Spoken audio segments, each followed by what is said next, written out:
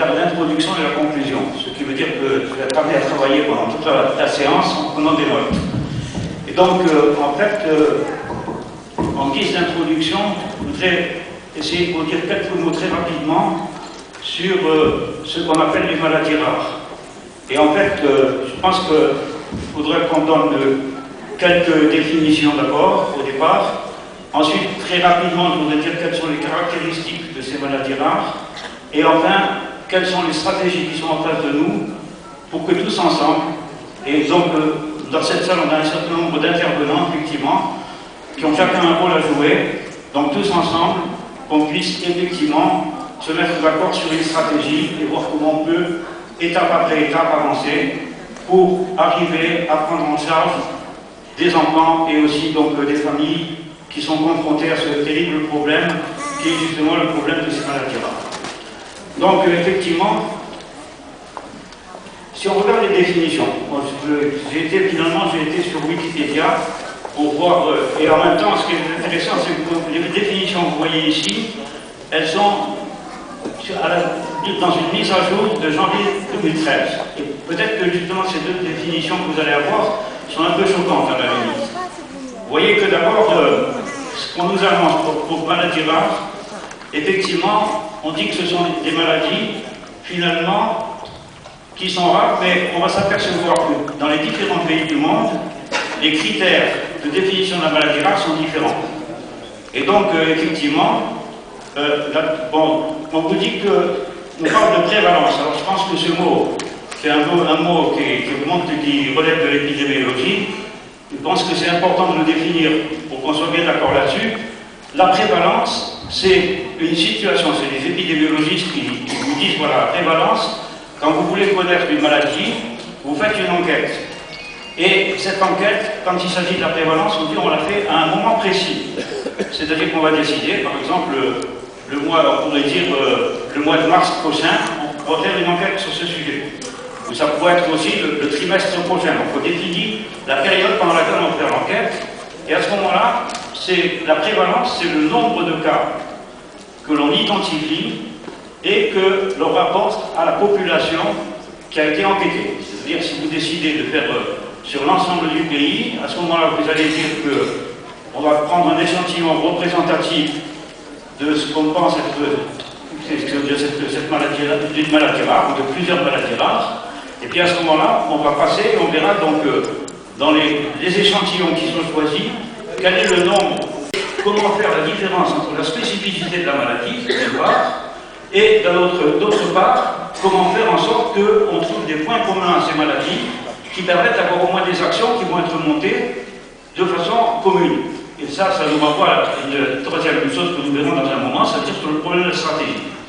Alors, deuxième remarque sur ces maladies rares, c'est qu'au moins 80% sont d'origine génétique. Et ça veut dire deux choses. La première chose, c'est que dès qu'on a un sujet qui est enregistré comme étant porteur d'une maladie rare, il faut se poser la question, est-ce que, du point de vue des stratégies, quelles sont les possibilités? Bon, effectivement, c'est sûr que quand on connaît une maladie, quand on connaît aussi, par exemple, des antécédents familiaux, bon, il y a tout un problème qui concerne le dépistage. Mais je pense qu'il y a aussi une règle qui est fondamentale, c'est que ça ne sert à rien de dépister sur... Mon professeur, M. Béraud, pour exposer ce travail. Malheureusement, il s'excuse, il n'est pas là. Mais ça ne fait rien, mais je voudrais aussi, d'une façon très brève, dire le laboratoire de biochimie, qu'est-ce qu'il a fait pour ces maladies rares. Eh bien, ce laboratoire, depuis 30 ans, il travaille sur ce sujet. Il y a eu des formations, il y a eu d'éminents professeurs qui sont issus de cette formation. En l'occurrence, pour les maladies lysosomales, j'ai pris comme exemple ces maladies métaboliques pour montrer qu'est-ce que c'est qu'une maladie rare. Et bien là, je vous montre un circuit intégré d'un transistor. D'ailleurs, moi je n'y comprends rien. Mais chose certaine, c'est que pour qu'un composant peut fonctionner, Donc il faut qu'il y ait des dérivations de courant. Donc il y a des résistances, des condensateurs, etc. Eh bien, si on a un autre substrat qui sera lui-même un substrat d'un autre enzyme. Eh bien, ce qu'on appelle maladie d'intoxication, ce sont des aminoacides fatigues et acides organiques, ou bien des intolérances au sucre. Il y a aussi des maladies énergétiques qui interviennent au niveau de l'énergie, au niveau de la mitochondrie. C'est par exemple le déficit en pyruvate carboxylase, ou bien le déficit en pyruvate déshydrogénant de tout le pays. Donc là, vous avez par exemple Alger, on travaille en collaboration avec des collègues pédiatres, neurologues et néphro aussi. Donc on reçoit de partout 78 déficits détectés au niveau de notre laboratoire. Vous avez toute la panoplie des enzymes qu'on dose et là vous avez des résultats. Et là, avant, donc on faisait cela par une autre technique, le substrat. Maintenant, si je parle des aminoacides qui est aussi une maladie lysosomale, donc 2 cas, la mannozidose et la fuclosidose avec 8 et 1 cas respectivement. Maintenant, si on voit les mucopolysaccharidoses, donc là aussi c'est des maladies lysosomales, donc la maladie de Furler avec 47 cas, le Hunter 8 cas, Morquio 8 cas, marotolamine, nous sommes un problème de consanguinité, qui est à peu près estimé à 30% dans notre population. Donc lorsque les signes cliniques sont évocateurs, le diagnostic est confirmé. ولما داروا الدواء دار وتحسنوا ولاو يوقفوا على رجليهم قبل ما كانوش يوقفوا ولاو دخلوا المدرسه ولاو يكتبوا. En tout cas, على بالي بلي كاين دي كا en Algérie انا منهم en tout cas هما يقولوا لها سي لا مالادي دي بارون parce que apparemment la fille elle ne marche pas, elle ne parle pas, elle fait des crises de grande intensité. Des fois elle fait jusqu'à 70 crises par jour, 70 crises elle est là. Alors زيديلها les traitements donc كاين 3 000. Bien, salam alaikum, bonjour à tous. C'est l'occasion de voir des invités pour ça. D'abord, je voudrais remercier les organisateurs. Je me dis, M. Abed, il y a des chauffeurs qui ont avec ce premier malade, ou donc il fait 15 malades. Où est-ce? Il faut dire que Parnay a consacré, la pharmacie de Parnay, la direction générale, pour 2012, 200 000 € pour les malades que nous suivons. C'est un très grand effort qui est fait. Alors, combien on peut imaginer qu'il y a de malades dont il n'y a pas de diagnostic? Ils sont vivants mais doraux. On prend l'Europe, pays à 60 millions d'habitants, pas de consanguinité, des petites familles.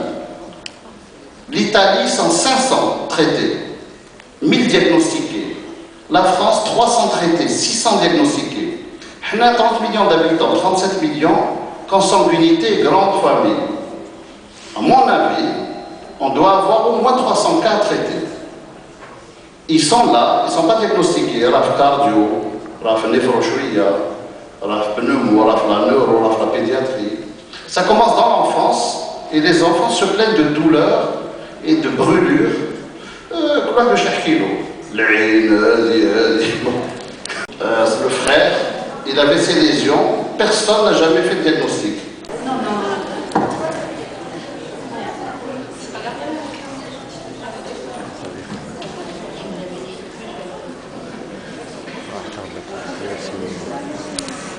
Pulmonaire, à vrai dire, une petite histoire avant que j'entame l'introduction. L'hypertension artérielle pulmonaire, c'est une maladie qui est, elle, venue chez nous au CHU de Bab el-Oued par une patiente qui a été diagnostiquée à Paris et qui nous a été adressée avec un diagnostic qui a été fait à leur niveau pour la prise en charge thérapeutique. Et puis on a été un petit peu embêtés, le traitement n'existait pas en Algérie. Donc avec l'aide du professeur Amran, on a dû signer une ATU au ministère de la Santé qui nous a accordé donc de ramener ce traitement et la malade allait très bien jusqu'à ce jour et ça s'est passé en 2006. Et à partir de là, on a commencé à s'intéresser à cette pathologie. À gauche plutôt, un vaisseau tout à fait normal de la. Elles ne sont pas spécifiques. Mais il faut se rappeler que tout patient ou tout sujet qui se plaint d'essoufflement dans certaines circonstances, notamment qui doit être recherché grâce à un appareil qui est sain, qui est l'échographie, un indice cardiothoracique qui est élevé avec une hypertrophie de l'artère pulmonaire. Vous voyez un gros cœur déjà, l'atteinte des cavités cardiaques droites avec dilatation importante de la maladie. Voilà, pour parler du diagnostic, il faut absolument faire le cathétérisme cardiaque qui représente le gold standard de respiratoire. Et bien sûr, il faut le bilan étiologique à la recherche. Les étiologies sont regroupées dans cette classification qui a été révisée en 2008. Et vous voyez qu'il y a 5 types d'hypertension artérielle pulmonaire. Et nous avons le groupe 1 qui est le plus souvent rencontré, ce sont les achètes idiopathiques. Ils sont cibles de 3 voies principales, qui sont la voie d'endothélie, la voie de l'oxyde nitrique et la voie de la prostacycline, qui a énormément. Jusqu'à présent, on n'arrive pas à avoir de traitement pour essayer de suivre ces patients qui sont les prostacyclines et qui améliorent réellement la qualité.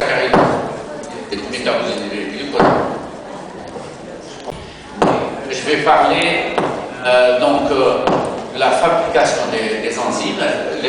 Elles se font, alors ces enzymes, elles se font sous la direction d'un gène qui se trouve au niveau du noyau. Alors ces enzymes vont transposer aminoglycans. Alors ici c'est le recrutement que j'ai terminé de l'est du pays et du centre. Les glucocorticoïdes, donc ce sont, comme je l'ai dit, des glucosaminoglycans, des carbohydrates. Je préfère avoir le premier. Dans ces 1 pour 25 000 cm, elles sont transmises presque toutes on la voit autosomique récessive, sauf pour la maladie de Hunter qui est la glucocorticoïde. Mieux ce qui se passe, ça c'est les manifestations tardives. Donc, je reprends les glucopolysaccharidoses de type 1, ils sont dus à une maladie de Hurler pour laquelle on n'a pas fait de traitement. On peut remarquer l'Inde également le concours, et ici l'aérien ombilicale et la limitation articulaire. Ce sont donc les signes les plus importants. Ici, c'est toujours une Hurler-Shell. Alors, on peut voir que l'enfant qui est ici, il a un visage pratiquement normal, et au fur et à mesure de l'âge, on voit en dernier qu'il attend toujours son traitement articulaire. Pour la MPS2, comme on l'a dit, elle est liée à l'X, que c'est surtout les garçons qui se révèlent. Les complications cardiaques, on est facile à suspecter pour la plupart. Alors tout à l'heure, une maladie qui n'est pas une maladie lysosomale, mais qui a été très longtemps confondue avec 2 autres maladies, la maladie gématique A et B. Leur mécanisme est totalement différent, mais les signes étant très proches. Donc on a assimilé cette maladie à une sphingolypidose. Alors savoir qu'il faut qu'il y ait une forme néonatale qui est rapidement mortelle, une forme infantile précoce, la coexistence de décès précoces dans la fratrie, et puis dans une même fratrie, les formes neurologiques sont souvent identiques. Alors ça, c'est un schéma qui représente ici les signes viscéraux, c'est-à-dire l'hépatosplenomégalie, ici les signes neurologiques en bleu, et les enfants ou les adultes qui sont décédés avec des signes neurologiques. On voit que plus c'est tôt et plus il y a un décès. Plus les signes neurologiques apparaissent tôt et plus il y a un décès précoce. Alors, quels sont les examens complémentaires? C'est le myélogramme qui va orienter un tout petit peu. On peut retrouver des sourds. Alors, mais il y a une petite confusion avec la maladie de Gaucher et on est obligé, bien entendu, de l'épilepsie malheureusement peu efficace. La kinésithérapie, c'est-à-dire l'anaglazine, l'élaphrase, etc., ne passe pas. التدخل العلاجي حول المصابين بالامراض النادره. سيدي الحملاوي الجماعه السؤال تفضل سيدي. Mes chers collègues, d'abord je devrais m'adresser aux parents et aux familles et aux enfants. Merci d'être là, je vais être bref. Je témoigne de toute ma sympathie et votre patience. Les pendant le Je ne vais pas tarder, tout le monde sait que je ne suis pas un diététicien, je ne suis pas encore moins une diététicienne, et que par conséquent, mais simplement j'ai été amené à me pencher parce que, c'est-à-dire la diététique de la tyrosine et la diététique de la phénylcytonique. En 30 ans, plus de 30 maladies ont été de la culture, de la religion, également des contrats de mariage. On sait très bien que certaines maladies sont plus fréquentes dans certaines régions que d'autres. Et lorsqu'on voit sur le site des données génomiques arabes et proches de nous, donc également musulmans, on se rend compte que ce sont les maladies autosomiques qui sont les plus importantes, contrairement à d'autres, que ce sont les maladies autosomiques récessives, que le dominant devient encore plus rare, et enfin, lié au sexe, encore plus rare. Et là aussi, je parle avec des parents, je parle pas, c'est pas une journée scientifique aujourd'hui, c'est le produit que vous allez donner à manger, il faut qu'il soit cassé, transformé, élevé. Il n'y aura pas cet enzyme, qu'est-ce qui va se passer? Il va se passer la chose suivante, c'est que le produit A, le produit enrichi pas en A, est riche en B. Eh bien, les maladies d'intoxication, c'est la phénylcytoniurie, passons, la tyrosine, le cytose, les déficits cytiniques. Assez grave. Le rôle de la protéine PC2 est plus mal connu. Alors, quelles sont les manifestations cliniques de cette maladie? C'est une maladie neuroviscérale, c'est-à-dire qui touche les viscères, essentiellement le foie et la rate, et également le cerveau. Le début est très variable. Il va de la période néonatale à un âge très tardif, c'est-à-dire plus de 50 ou 60 ans, et incomplètement connu. Et cellules souches, soit on fait un traitement. Et ici, il y a une hypertrichose. Je vais d'abord parler de l'ESPR moyenne. Alors, beaucoup de maladies est présentée et je vais essayer de le faire. Alors, si j'ai un recrutement aussi important, c'est grâce au réseau de l'Ouest algérien, en particulier de la Société pédiatrique de l'Ouest. Il y a beaucoup de parents. J'aurais préféré que les manifestations commencent par cette présentation, puisqu'elle englobe un certain nombre de signes communs. Donc je suis le Dr Belmansour, je suis installé en cabinet privé à Oran. Et avec un bon modélage et qui va boucher justement les vaisseaux au niveau de l'artère pulmonaire. Et ceci va constituer un frein à la déjection au niveau du ventricule. C'est douleur cutanée, brûlure, donc très tôt. C'est ça, Zo. Bon. Qu'est-ce qu'il faut faire? Maintenant, si on voit des sphingolipidoses qui sont aux populations civiles, des cancers adolescents, c'est un problème beaucoup plus compliqué que ça. Je rappelle également, même si je n'ai pas les chiffres dans la tête, que le budget par tête d'habitant attribué à la santé en France équivaut au produit national par tête d'habitant en Algérie. Il faut quand même il faut garder raison, quand même. C'est ce que je vais dire, je n'ai pas envie de parler trop. C'est un problème très complexe. Il ne s'agit pas de dire yaka. Il y a des problèmes de gestion, il y a des problèmes beaucoup plus économiques qui le dépassent. Voilà.